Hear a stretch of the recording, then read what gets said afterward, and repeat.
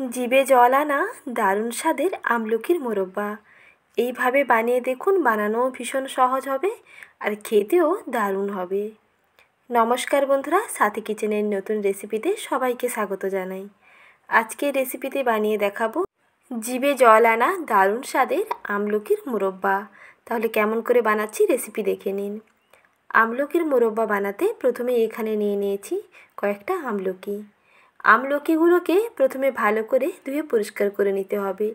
গোটা অবস্থায় ভালো করে ধুয়ে পরিষ্কার করে নিয়ে তারপরে এই আমলকিগুলোকে 5 মিনিটের জন্য একটু ভাপিয়ে নেব, অর্থাৎ একটু স্টিম করে নেব। যদি স্টিমার থাকে স্টিমারের মধ্যে এই আমলকি কিংবা আমড়াগুলোকে দিয়ে 5 মিনিটের জন্য স্টিম করে নিতে পারেন, তাহলে আমলকিগুলো অনেক নরম হয়ে যাবে। আর স্টিমার না থাকলে এইরকম কড়াইতে আমলকিগুলোকে ভাপিয়ে নিন।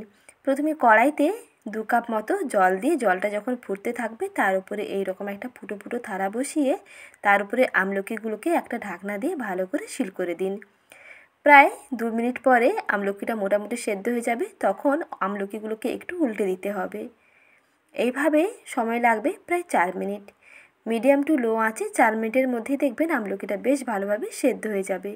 আর আমলকিটা যখন নরম হয়ে যাবে তখন এর কালারটা কিন্তু বেশ সুন্দর চেঞ্জ হয়ে যাবে।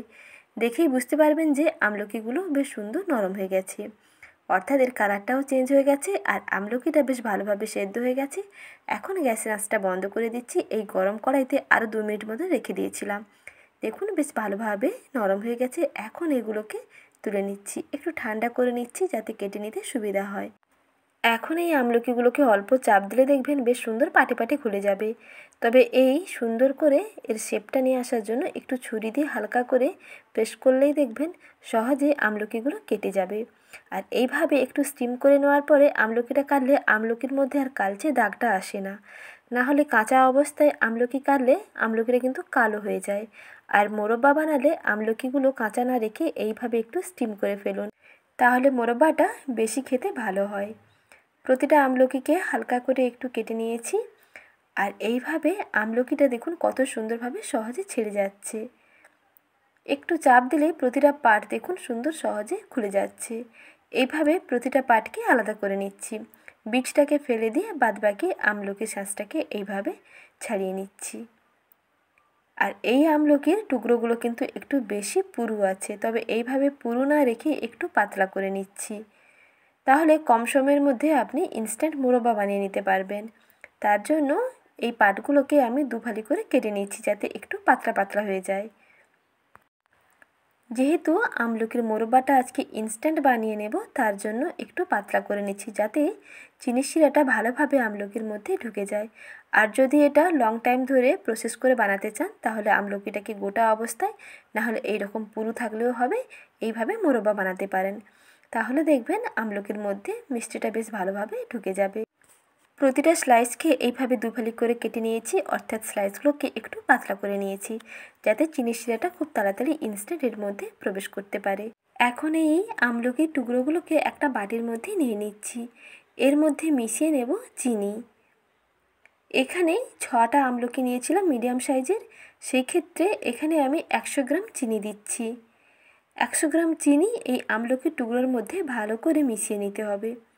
মিশিয়ে একটুখানি সময় ঢাকা দিয়ে ঢেকে রেখে দিন। চিনিটা দেখবেন বেশ ভালোভাবে গলে যাবে। আর মাঝে মাঝে একটু ওপর নিচে করে এই রকম আমলকির মধ্যে চিনিটাকে ভালো করে মিশিয়ে নেবেন, তাহলে আমলকির মধ্যে মিষ্টিটা বেশ ভালোভাবে ঢুকে যাবে। কিছুক্ষণ মিশিয়ে নেওয়ার পরে দেখুন আমলকি থেকে বেশ সুন্দর জল ছাড়ছে। আমলকির মধ্যে চিনিটা বেশ ভালোভাবে মাখানো হয়ে গেছে। এখন আমলকি থেকে বেশ জল ছাড়ছে। এই জল সমেত আমলকিগুলোকে একটা কড়াইতে নিয়ে নিচ্ছি। এখানে এক্সট্রা করে কিন্তু আর জল মেশাবেন না। এই চিনি মিশ্রিত আমলকিগুলোকে জল সমেত এর মধ্যে নিয়ে নিন কড়াইতে। এগুলো যখন চিনিটা সম্পূর্ণ মেল্ট হয়ে যাবে তখন দেখবেন শিরাটা বেশ সুন্দর রেডি হয়ে যাবে। এর মধ্যে আমি 1 চিমটে লবণ দিয়ে দিচ্ছি, একেবারে নামমাত্র সামান্য 1 চিমটে লবণ। আর 1টি চা চামচের সামান্য হাফ চামচ দিলাম অল্প একটু রেড ফুড কালার, এতে দেখতে ভালো লাগবে। এটা সম্পূর্ণ অপশনাল, চাইলে দিতে পারেন, না চাইলে স্কিপ করতে পারেন। এটার স্বাদে কিন্তু কোনো ফারাক আনবে না, শুধু কালারটা সুন্দর আনবে। তার জন্য সামান্য অল্প একটু রেড ফুড কালার অ্যাড করেছি। কিছুক্ষণ পর্যন্ত জাল দিয়ে নিচ্ছি। কিছুক্ষণ পরেই দেখবেন আমলকিগুলো অনেকটা ট্রান্সপারেন্ট হয়ে যাবে। যখন দেখবেন এইরকম স্বচ্ছ কাঁচের মতন লাগবে, ট্রান্সপারেন্ট লাগছে আর চিনির শিরাটা অনেকটা আঠালো হয়ে আসছে, তখন এর মধ্যে দিয়ে দিতে হবে 2টো এলাচ আর একটা তেজপাতা একটু কেটে দিয়ে দিচ্ছি। যেহেতু এখানে মোরব্বা বানাবো, কোনো রকম কিন্তু মশলা অ্যাড করছি না। আমলকিগুলো দেখছেন কতটা ট্রান্সপারেন্ট হয়ে গেছে, বেশ সুন্দর ট্রান্সপারেন্ট হয়ে গেছে আর শিরাটাও অনেকটা আঠালো হয়ে এসছে, অনেকটা চিটচিটে হয়ে গেছে। এখন এর মধ্যে 2টো এলাচ এবং একটা তেজপাতা দিয়ে ভালো করে মিশিয়ে নিচ্ছি। আরও 2 মিনিট মতন ফুটিয়ে নেব। যখন দেখবেন শিরাটা একেবারে চিটচিটে হয়ে যাবে, তখন গ্যাসের ফ্লেমটা বন্ধ করে দিতে হবে। এইভাবে ইনস্ট্যান্ট আমলকির মোরব্বা বানিয়ে দেখুন, খেতে দেখবেন দারুণ লাগবে। মুখের অরুচি দূর করতে চটজলদি রেসিপি দেখে আজই বানিয়ে ফেলুন, খেতে দেখবেন দারুণ লাগবে। একটু খেলে আর একটু খেতে চাইবেন। অল্প সময়ের মধ্যে আমলকি দিয়ে ইনস্ট্যান্ট এইভাবে মোরব্বা বানিয়ে দেখুন, খেতে তো দারুণ লাগে। আর আজকের সহজ রেসিপি কেমন লাগলো কমেন্ট সেকশনে জানাবেন। ভালো লেগে থাকলে লাইক শেয়ার এবং সাবস্ক্রাইব করবেন। আজ এই পর্যন্ত। ভালো থাকবেন, সুস্থ থাকবেন। রেসিপি দেখার জন্য জানাই অসংখ্য ধন্যবাদ।